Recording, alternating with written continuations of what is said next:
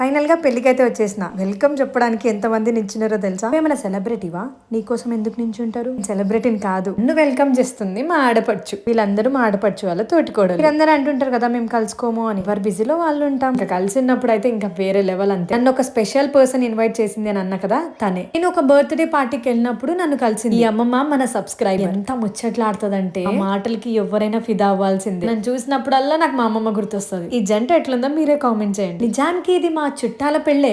అందరూ వచ్చి పలకరిస్తుంటే full happy అనిపిస్తుంది కదా. ఇంకా పెళ్లి భోజనం అంటే చెప్పనక్కర్లేదు. అందరూ నాన్ వెజ్ తింటుంటే నేను వెజ్ తిన్నా, మా ఆయన కూడా వెజ్ తిన్నా. అరే తను గుర్తుందా? తను మా ఆడపడుచు కూతురు. చాలా డేస్ తర్వాత అందరం కలిసి ఒకే దగ్గర కూర్చొని మాట్లాడుకుంటూ భోజనం చేస్తుంటే అబ్బబ్బబ్బబ్బబ్బా ఆ ఫీలే వేరు అసలు. వీళ్ళు మా అమ్మమ్మ వాళ్ళ తమ్ముడు మరదలు. సొంత మా అమ్మమ్మ వాళ్ళ తమ్ముడు మరదలండి. పెళ్లి కూతురు పెళ్లి కొడుకు నాకు ఎట్లా రిలేషన్ అని చెప్పాలి అని అంటే పెద్ద స్టోరీ. షార్ట్ కట్ లో చెప్పాలి అంటే బాబాయ్ పిన్ని అవుతారు. ఇంకా నెక్స్ట్ టైం అయిందో చెప్తా.